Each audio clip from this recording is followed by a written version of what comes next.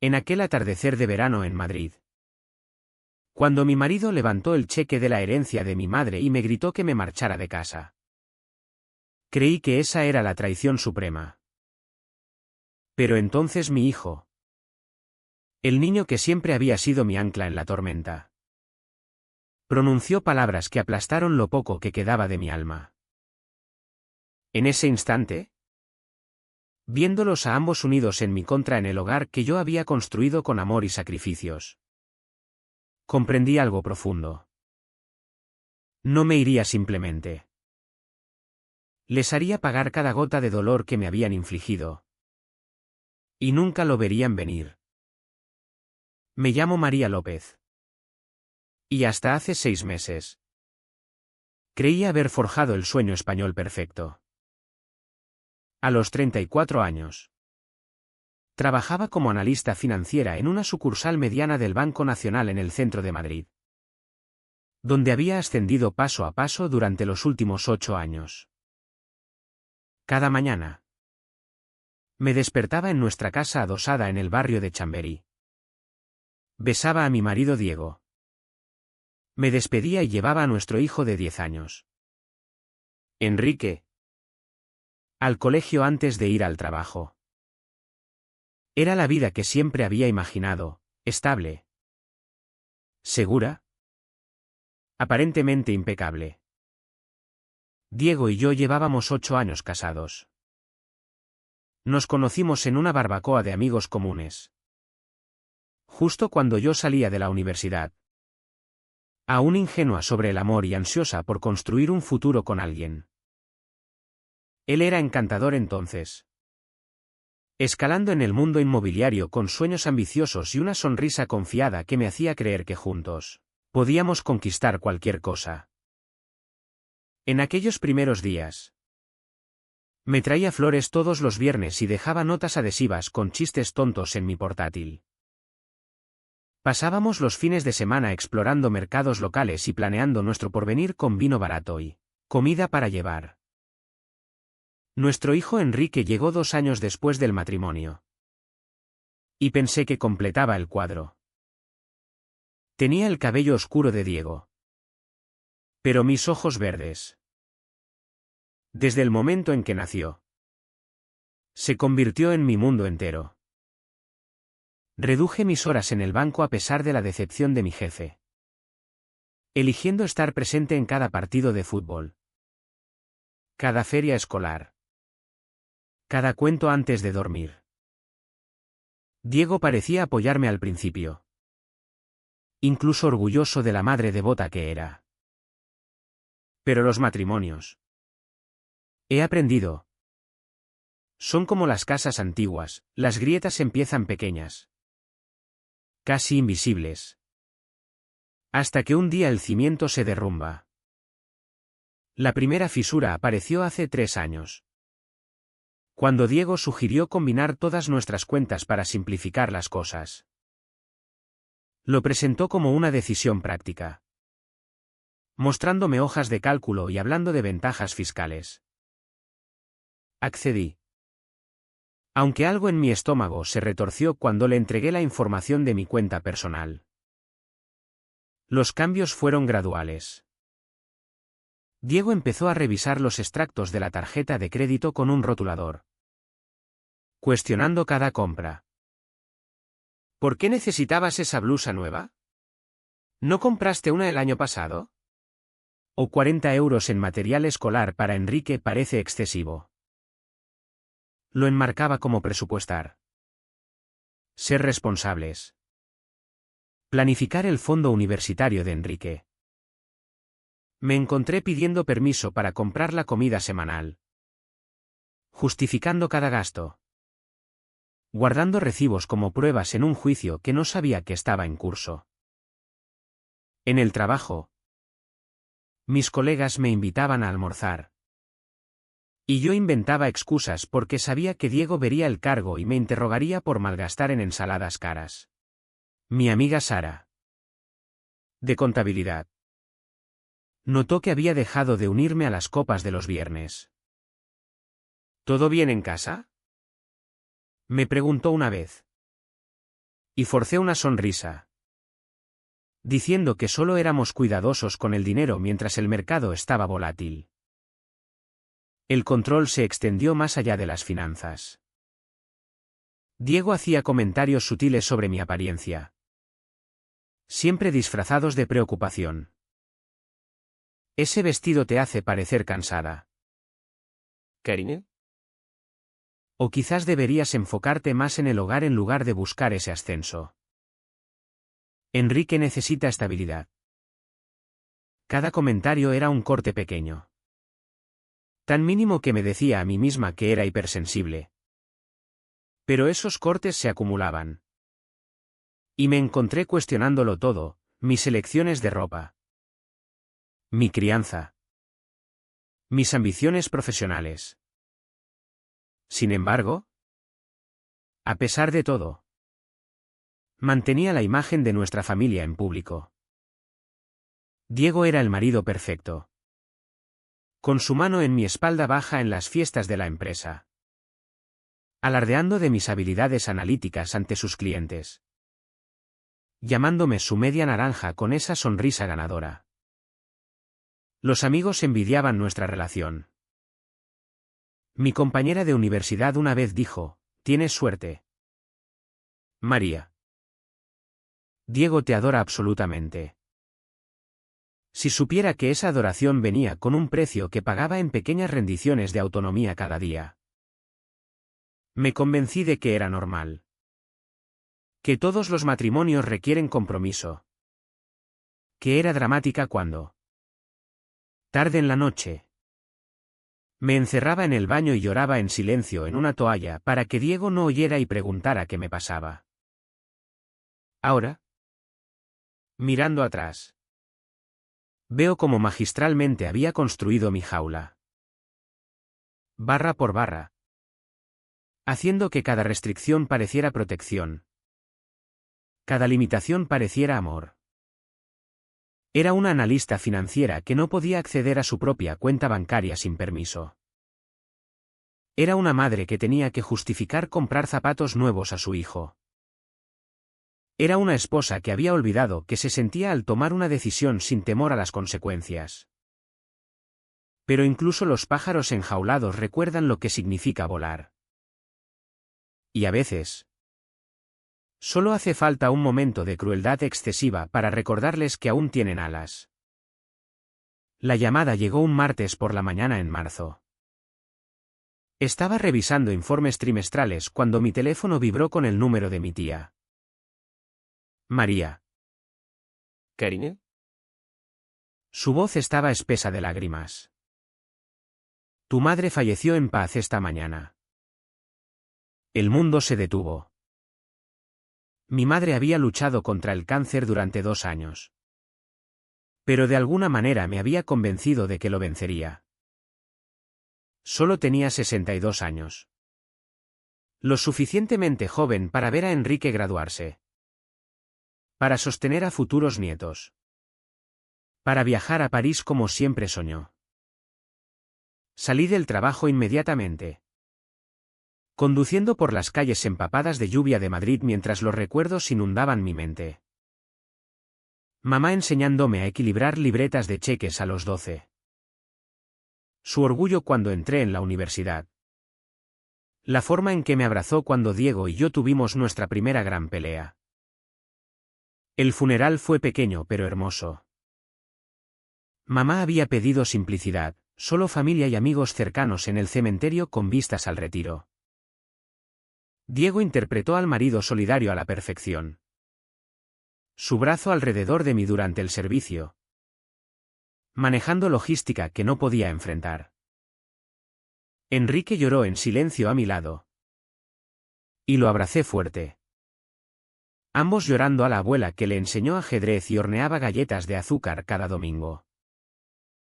2 semanas después. El abogado de la herencia llamó: «Señora López, ¿puede venir a mi oficina? Hay asuntos sobre la herencia de su madre que debemos discutir». Fui sola. Diego tenía una visita inmobiliaria que no podía reprogramar. El abogado. El señor Hernández. Era un hombre amable de unos 60 años que había manejado los asuntos de mis padres durante décadas. Ofreció sus condolencias antes de deslizar una carpeta por su escritorio de caoba. Su madre fue muy específica con sus deseos. Dijo suavemente. Le ha dejado toda su herencia, la casa en Toledo, su cartera de inversiones y sus ahorros. Después de impuestos y gastos. Suma aproximadamente 250.000 euros. Miré el número. Las lágrimas empañando mi visión.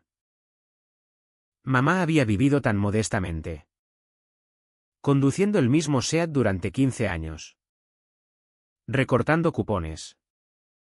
Comprando en rebajas. No tenía idea de que había ahorrado con tanto cuidado.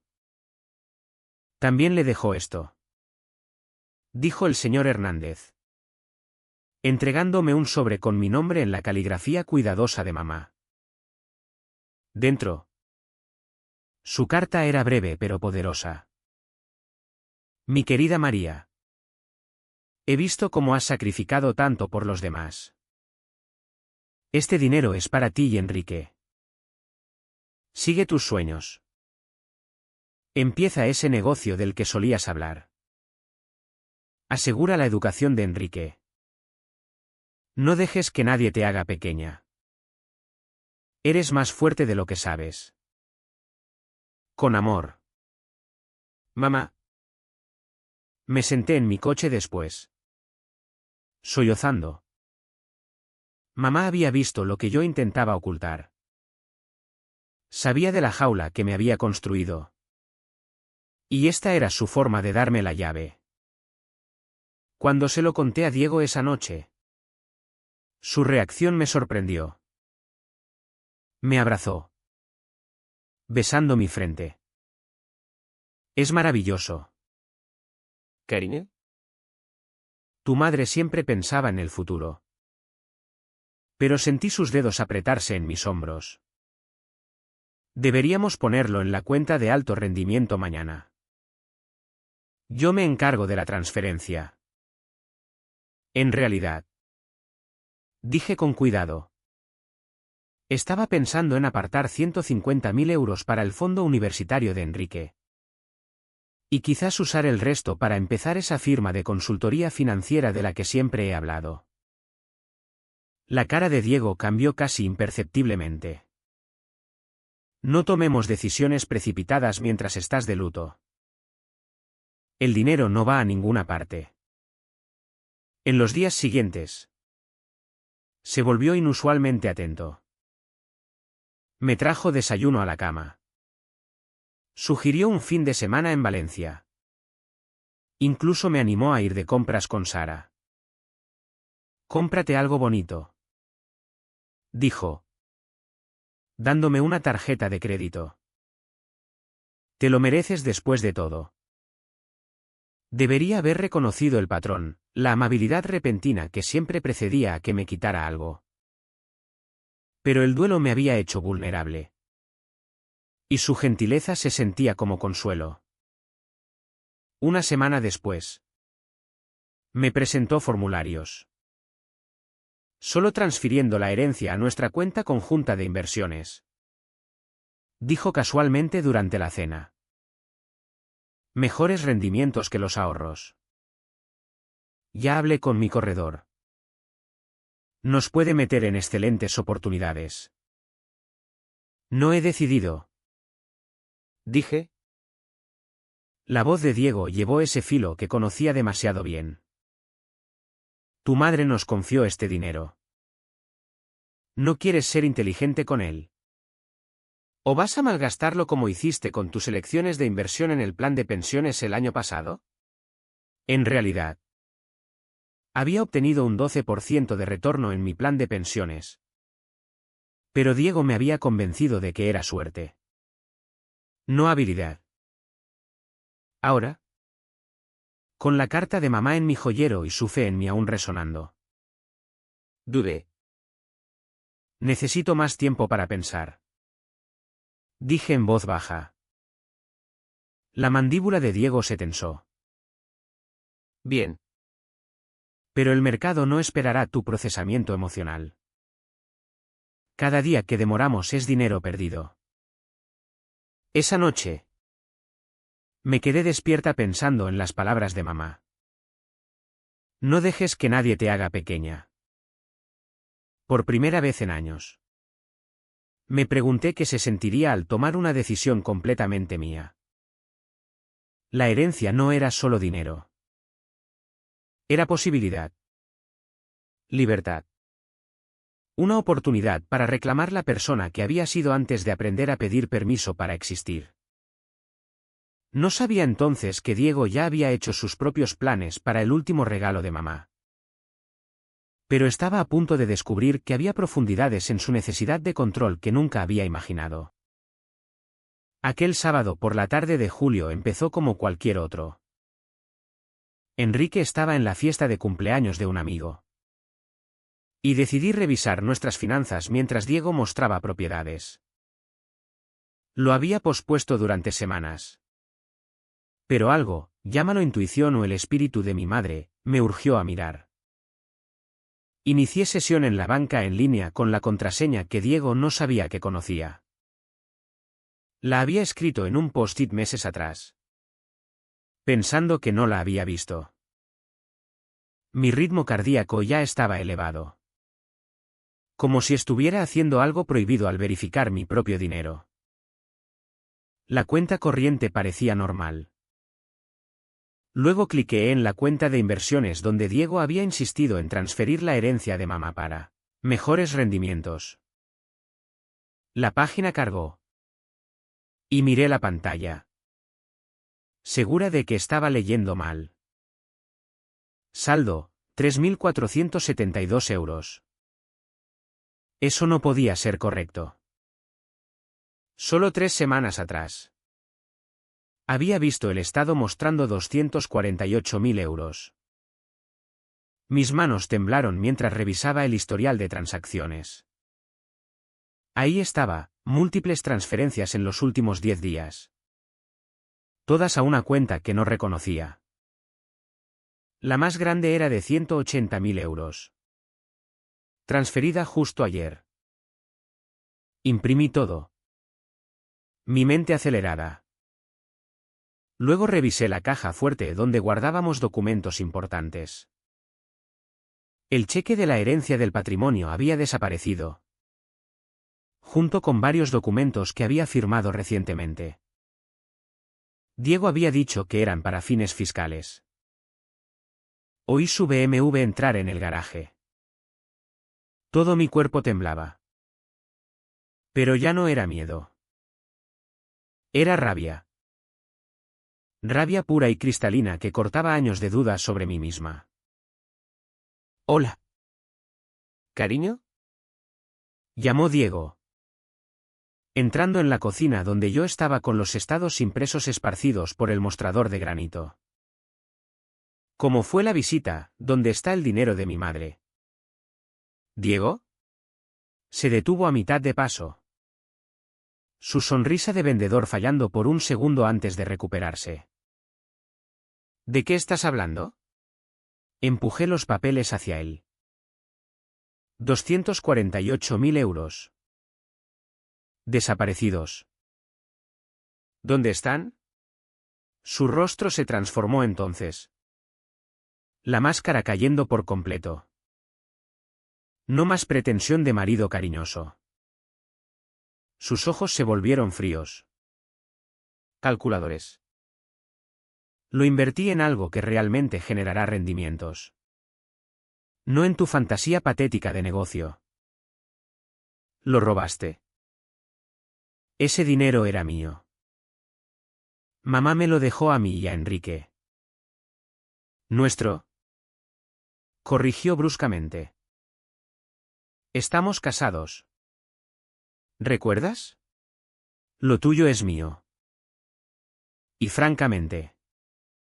Deberías estar agradecida de que lo gestione yo. ¿Crees que eres una genio financiera porque mueves papeles en ese banco mediocre? Quiero que lo devuelvas ahora. Diego rió. Realmente rió. Luego metió la mano en su chaqueta y sacó un cheque. No el de la herencia, sino uno diferente. Un cheque bancario por 15.000 euros. ¿Quieres esto? Lo levantó, agitándolo como una bandera. Esto es lo que queda después de asegurar nuestro futuro. Compré una participación en un desarrollo que triplicará la inversión. ¿Pero sabes qué? Si vas a ser ingrata. Eso es mi dinero. Veré. Las palabras explotaron de él con una violencia que me hizo retroceder. Vete de mi casa. Esta casa está a mi nombre. Pagada con mis ganancias mientras tú jugabas a ser mujer de carrera y apenas contribuías nada. Eso no era verdad. Había pagado casi la mitad de la hipoteca durante años. Pero la verdad nunca le importó a Diego. Mamá. ¿Qué pasa? Ambos nos volvimos. Enrique estaba en la puerta, con la madre de su amigo detrás, mirando preocupada. Debió traerlo a casa temprano. Señora López. ¿Todo bien? La voz de Diego cambió instantáneamente a normal. Solo un pequeño desacuerdo. Gracias por traer a Enrique a casa. La mujer me miró cuestionante. Pero no podía hablar. No frente a Enrique. Se fue a regañadientes. Y en el momento en que la puerta se cerró, Diego se volvió hacia mí. Tu madre está histérica. Hijo. Le dijo a Enrique. Quiere malgastar tu fondo universitario en una idea de negocio tonta. Eso no es. La voz de Diego era mortalmente baja. ¿Realmente quieres hacer esto frente a él? Enrique miró entre nosotros. Sus ojos verdes, mis ojos, abiertos de confusión y miedo. Mamá. Dile. Enrique. Dijo Diego. Aún sosteniendo el cheque. Dile que debería escucharme. Yo sé lo que es mejor para esta familia. ¿Mi hijo? Mi bebé. Al que había llevado 9 meses. Al que cantaba para dormir cada noche. Al que enseñé a atarse los zapatos y a andar en bicicleta. Me miró con algo que nunca había visto antes, decepción. Mamá. Dijo en voz baja. ¿Por qué no solo escuchas a papá? Él sabe de dinero. Las palabras me golpearon más fuerte que cualquier golpe físico. Diego había ganado. No solo había robado mi herencia, sino que de alguna manera había convertido a mi propio hijo en su aliado. La traición estaba completa. Entregada por la voz pequeña de la persona que más amaba en el mundo. Diego sonrió triunfante, dejando el cheque en el mostrador. Ahí tienes tu dinero. Tómalo y vete. O quédate y sé una esposa y madre adecuada. Tu elección. Miré el cheque. La cara smack de Diego. La expresión confusa de Enrique. En ese momento, algo dentro de mí. Algo que había sido doblado. Torcido y comprimido durante años. Finalmente se rompió. Pero no se quebró. Se transformó, endureciéndose en algo afilado y peligroso. Tienes razón. Dije con calma, recogiendo el cheque. Debería irme. Las cejas de Diego se alzaron, sorprendido por mi repentina complacencia. Caminé hacia Enrique, arrodillándome a su nivel. Te quiero. Dije. besando su frente. Más de lo que nunca sabrás. Luego me puse de pie. Agarré mi bolso y salí por la puerta. Pero no estaba huyendo. Estaba reagrupándome. Diego pensaba que había ganado todo, el dinero, la casa, nuestro hijo. No tenía idea de lo que venía. Conduje al apartamento de Sara esa noche, sentada en su salón con una taza de té que no podía beber, mirando a la nada. Ella no me presionó para hablar. Solo se sentó a mi lado hasta que estuve lista. Cuando finalmente le conté todo, me abrazó mientras sollozaba. Luego dijo algo que lo cambió todo. María. Esta no es la primera vez. ¿Verdad? Esa pregunta abrió una compuerta de recuerdos que había enterrado. Cada uno ahora obvio en retrospectiva. Hace 3 años. Diego insistió en que firmara papeles de refinanciación para la casa. Mejor tasa de interés, dijo, deslizando los documentos por la mesa del desayuno mientras Enrique comía cereales. Solo firma aquí y aquí. Estaba apurada para llevar a Enrique al colegio y a mí al trabajo. Confiando en mi marido. Solo ahora me di cuenta de que nunca vi el papeleo final. La casa estaba en ambos nombres originalmente.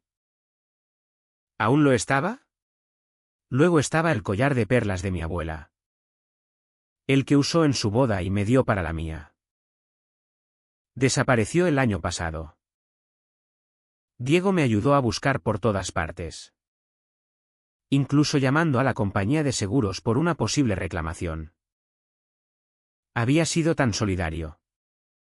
Abrazándome mientras lloraba por perder esa conexión con la abuela. 2 semanas después. Vi un cargo de 3.200 euros de un joyero en nuestro extracto. Regalo para un cliente. Explicó Diego. Costo de hacer negocios en inmobiliaria. Nunca cuestioné por qué un regalo para cliente costaba exactamente lo que el tasador había valorado el collar. El recuerdo que más dolía era de hace 5 años. Recibí un bono en el trabajo. 8.000 euros por conseguir un cliente importante. Quería sorprender a Diego con un fin de semana para nuestro aniversario. Quizás en las Canarias. Como siempre habíamos hablado. Pero cuando fui a reservar, el dinero había desaparecido. Diego dijo que lo había movido para cubrir un déficit temporal en su cuenta de negocios. Lo devolvería en un mes. Ese mes se convirtió en 2. Luego olvidé mencionarlo. Pero lo usé para una oportunidad que nos beneficiará a todos. Me tragué la decepción. Como siempre. Porque cuestionarlo significaba una pelea. Y odiaba las peleas. Ahora, con la perspectiva del dolor acumulado, veía el patrón. Diego no solo controlaba. Robaba pedazos de mí. Disfrazándolo de protección familiar. Sara me miró con empatía dura. Esto es abuso financiero. María. No es normal. Necesitas un abogado. No cualquiera. Uno que entienda esto. Me dio el número de Catalina. Una abogada especializada en divorcios y fraudes conyugales. Conocida por destrozar casos como este en los tribunales madrileños. Llamé al día siguiente. Mi voz temblando mientras explicaba. Catalina escuchó sin interrumpir. Luego dijo, ¿tienes pruebas? Construyamos un caso que lo destruya. Pero primero. Actúa normal. Vuelve a casa. Sonríe. Observa. La venganza es fría. María. Y la tuya será helada. Regresé esa noche, explicando a Diego que había necesitado espacio para pensar. Él compró la excusa, aliviado de que no hubiera ido a la policía. En las semanas siguientes, reuní evidencia en silencio. Fotos de documentos. Capturas de pantalla de transacciones. Incluso grabé conversaciones donde Diego admitía vagamente sus inversiones inteligentes. Descubrí que el dinero de mamá había ido a un proyecto inmobiliario dudoso en la costa de Marbella, dirigido por Tomás Rivera, un promotor con fama de esquemas piramidales. Diego había forjado mi firma en los contratos para convertirse en inversor principal. Todo gritaba alto riesgo. Probablemente por eso necesitaban desesperadamente el dinero de mi madre. Si el trato se cae antes del cierre, dijo Catalina, los inversores pierden sus depósitos, incluyendo tu herencia. Así que hagamos que se caiga. ¿Exacto?, respondí. Empecé con el periodismo. Amanda Hernández era una reportera en El País que se especializaba en fraudes inmobiliarios. Sara había estudiado con ella y hizo la introducción en un café. Expuse todo, las firmas falsificadas, la herencia robada, el desarrollo cuestionable. Los ojos de Amanda brillaron con el hambre de una periodista oliendo una gran historia. Llevo rastreando a Tomás Rivera 2 años, dijo. Esto podría ser la pieza que lo exponga finalmente. Pero necesito más que tu palabra, documentos. Fuentes. Prueba. Le di todo lo que tenía. Más contactos de antiguos clientes de Diego que lo habían demandado. En una semana, Amanda tenía suficiente para una historia preliminar. Pero la retuvo a mi pedido. El timín lo era todo. Luego vino el ataque financiero. Sabía que la licencia inmobiliaria de Diego era su salvavidas. Sin ella, no tenía nada.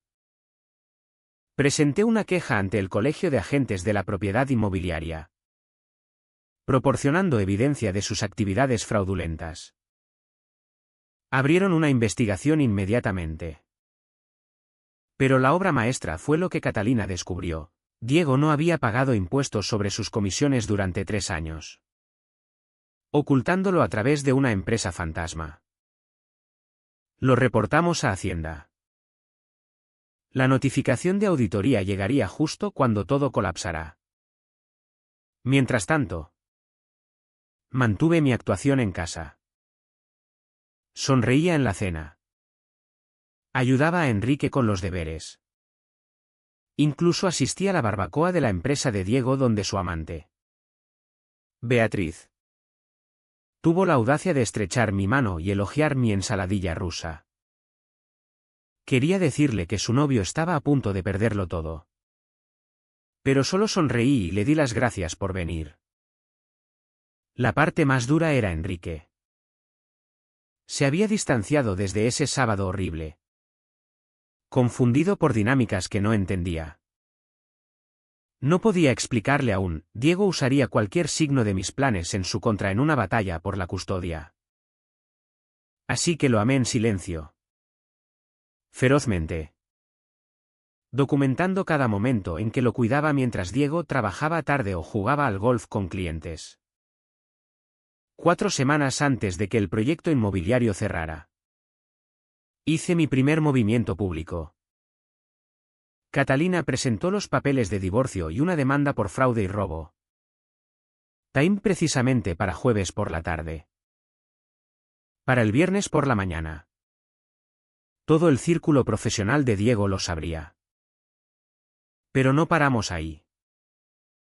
El mismo día, el artículo de Amanda salió: desarrollo costero cuestionable financiado por herencia presuntamente robada. El titular era condenatorio. Los detalles. Peores. Había descubierto que Tomás Rivera estaba bajo investigación federal por blanqueo de dinero. Cualquiera asociado con él era tóxico. Mi teléfono explotó con mensajes de Diego en 1 hora. ¿Qué has hecho? Has destruido todo. Nunca verás a Enrique de nuevo. No respondí. Catalina había aconsejado silencio completo. Déjalo espiralar. Esa noche, Diego llegó a casa en una rabia que nunca había visto. Pero yo estaba preparada. Ya había llamado a Sara, que estaba aparcada fuera. Mi teléfono grababa. Catalina estaba en marcación rápida. «Perra vengativa», gritó, cerrando la puerta tan fuerte que el marco tembló. ¿Tienes idea de lo que has hecho? Marcos se retiró. Los inversores amenazan con demandar. Mi licencia está bajo revisión. Quiero el dinero de mi madre de vuelta. Dije con calma. Se ha ido. Atado en el trato. Si esto falla, perdemos todo.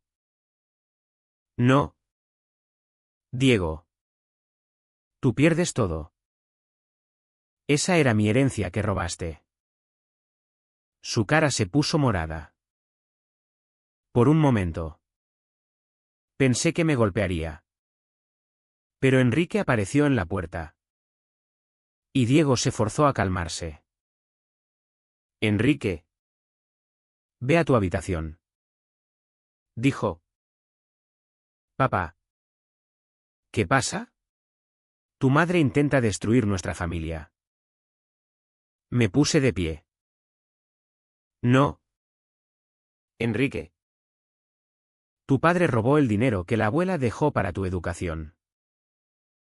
Estoy intentando recuperarlo. Los ojos de Enrique se abrieron, mirando entre nosotros. Diego agarró sus llaves del coche. Esto no ha terminado. Gruñó y salió furioso. Pero se equivocaba. Estaba terminado. La notificación de auditoría de Hacienda llegaría el lunes. El colegio inmobiliario aceleraba su investigación basada en el artículo. Tomás Rivera había desaparecido, llevándose cualquier chance de cerrar el trato. Los inversores ya llamaban a abogados. Esa noche, mientras arropaba a Enrique en la cama, preguntó en voz baja, ¿papá realmente robó el dinero de la abuela? Sí. ¿Cariño? ¿Lo hizo? ¿Por qué? ¿Cómo explicar la codicia y el control a un niño de 10 años? A veces las personas que amamos hacen cosas malas. No significa que dejemos de amarlas. Pero no podemos dejar que sigan hiriéndonos. Estuvo callado un momento. Luego, lo siento por decirte que lo escucharas. Mamá. Lo abracé fuerte. Lágrimas rodando por mi cara. No tienes nada que disculpar. Bebé. Nada. Mientras dormía, me senté en el salón de la casa que quizás no sería mía por mucho más, pensando en la tormenta que estaba a punto de estallar. Diego pensaba que se había casado con una pusilánime. Una mujer a la que podía manipular y descartar. Estaba a punto de aprender cuán equivocado estaba. La sala del juzgado estaba abarrotada. La noticia se había extendido por las comunidades financieras e inmobiliarias de Madrid, la herencia robada. El trato fraudulento. El abuso financiero sistemático. Los artículos de seguimiento de Amanda lo habían convertido en un cuento con moraleja sobre matrimonio y dinero. Diego se sentaba en la mesa del acusado, pareciendo disminuido. Su traje caro no podía ocultar el peso perdido ni las canas que habían invadido su cabello en los últimos 2 meses. Su abogado. Un letrado sobrepagado que exigió pago por adelantado tras enterarse de los activos congelados de Diego. Parecía igualmente derrotado. ¿Catalina? Por contraste, era una fuerza de la naturaleza. Había construido nuestro caso meticulosamente. Y ahora estaba lista para presentarlo ante la jueza Patricia Yamamoto, conocida por su enfoque sin tonterías al fraude financiero. Señoría, comenzó Catalina. Demostraremos que el señor García sistemáticamente robó 248.000 euros de la herencia de su esposa mediante falsificación y fraude. Violó su deber fiduciario como cónyuge y intentó dejar a la señora López en la indigencia mientras se enriquecía a sí mismo y a su amante. El abogado de Diego objetó. Pero la jueza Yamamoto lo denegó. He revisado la evidencia preliminar. proceda. Abogada Walsh. Catalina presentó todo cronológicamente. Primero, las firmas falsificadas en las transferencias de inversión. Un experto en caligrafía testificó que Diego había firmado mi nombre en múltiples documentos. El gerente del banco confirmó que Diego había ido solo a hacer las transferencias, alegando que yo estaba enferma. Luego vino la evidencia del esquema inmobiliario. Marcos, intentando salvarse, había accedido a testificar a cambio de inmunidad. Se sentó en el estrado, evitando la mirada asesina de Diego. El señor García nos aseguró que su esposa estaba plenamente al tanto de la inversión, dijo Marcos. Dijo que estaba entusiasmada.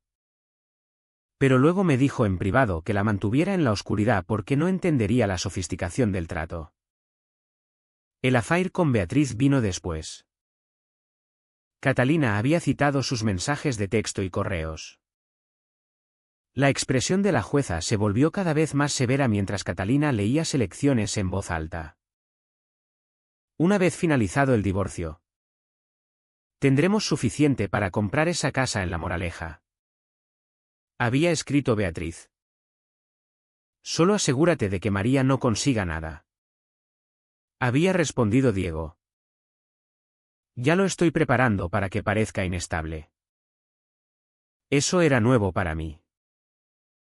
Catalina presentó evidencia de que Diego había estado documentando mi comportamiento errático, reacciones normales al gaslighting que había torcido en signos de inestabilidad mental. Incluso había consultado a un amigo psiquiatra sobre evaluarme, preparando el terreno para alegar que era una madre no apta. Pero el golpe maestro de Catalina fue la póliza de seguro de vida. Señoría, el señor García sacó una póliza de 2 millones de euros sobre la vida de su esposa sin su conocimiento, haciéndose a sí mismo el único beneficiario. Combinado con sus intentos de pintarla como mentalmente inestable y su aislamiento sistemático de recursos financieros, creemos que esto muestra potencial intención criminal más allá del mero fraude. La sala jadeó. El abogado de Diego objetó furiosamente. Pero el daño estaba hecho. La jueza Yamamoto miraba a Diego como si fuera algo que rasparía de su zapato. Cuando Diego subió al estrado, su actuación fue patética. Intentó alegar que todo era un malentendido, que había acordado verbalmente las inversiones, que el affair era irrelevante para nuestros asuntos financieros. Pero Catalina lo destruyó con sus propias palabras, correos, textos, conversaciones grabadas con Marcos. Señor García, preguntó Catalina, ¿escribió o no a su socio que su esposa confía en lo que le digo sobre finanzas? Eso fue sacado de contexto. Transfirió un número 248.000 euros de la herencia de su esposa sin su consentimiento escrito. Ella dio consentimiento verbal. ¿Tiene testigos de ese consentimiento verbal? Silencio. Señor García. Usó la herencia de su esposa para financiar un desarrollo inmobiliario mientras le decía que estaba en una cuenta de inversión segura. El abogado de Diego susurró urgentemente en su oído. Por consejo de mi abogado. Invoco mi derecho a no declarar. La jueza Yamamoto había oído suficiente. Pero antes de fallar, preguntó si quería hacer una declaración. Me puse de pie. Mis piernas firmes por primera vez en meses. Señoría. Mi madre trabajó toda su vida como enfermera. Ahorró cada céntimo para que su nieto pudiera ir a la universidad y yo pudiera empezar mi propio negocio. Murió creyendo que su sacrificio nos daría un futuro mejor. Mi marido no solo robó dinero. Robó el último regalo de mi madre. La educación de mi hijo y mi fe en la persona en quien más confiaba. No pido venganza. Pido justicia. El fallo de la jueza Yamamoto fue rápido y brutal. Ordenó a Diego reembolsar los 248.000 euros inmediatamente. Más daños de 150.000 euros. La casa, que la investigación reveló estaba solo a nombre de Diego por refinanciación fraudulenta. Se vendería y las ganancias se dividirían.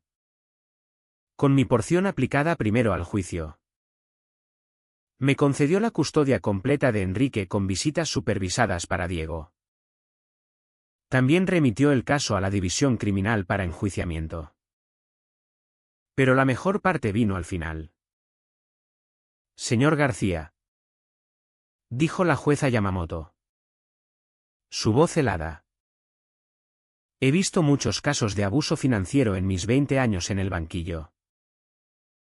Rara vez he visto tal crueldad calculada combinada con tal arrogancia impresionante. Asumió que la confianza de su esposa era debilidad. Asumió que su amor era explotable. Se equivocó. Mientras salíamos de la sala, Diego intentó acercarse. María. Por favor. Podemos arreglarlo. Catalina se interpuso. Mi clienta no tiene nada que decirle. Toda comunicación a través de abogados. ¿Fuera? El fotógrafo de El País capturó a Diego siendo escoltado a un coche policial. La división criminal había decidido arrestarlo inmediatamente dada la evidencia del seguro de vida. El titular al día siguiente leería: agente inmobiliario arrestado por fraude tras robar la herencia de su esposa. Enrique esperaba con Sara en su apartamento cuando le dije que la jueza nos había creído. ¿Qué habíamos ganado? Me abrazó más fuerte de lo que había hecho en años. Sabía que eras fuerte. Mamá. Susurró. Solo lo olvidé por un rato. Esa noche. Por primera vez en meses. Dormí en paz. No en la casa que había sido mi prisión, sino en la habitación de invitados de Sara con Enrique a mi lado. Ambos libres. 6 meses después. Estaba en mi nueva oficina. Pequeña pero mía. Mirando el skyline de Madrid. López Consultoría Financiera estaba grabado en la puerta de vidrio. Aunque cambiaría el nombre pronto, el divorcio era final. Y estaba recuperando mi apellido de soltera. Sánchez. Los 248.000 euros se habían recuperado mediante la venta forzada de los activos de Diego, incluyendo su preciado BMW y su colección de Rolex. Los daños adicionales me dieron suficiente para empezar mi negocio. El sueño en el que mi madre había creído.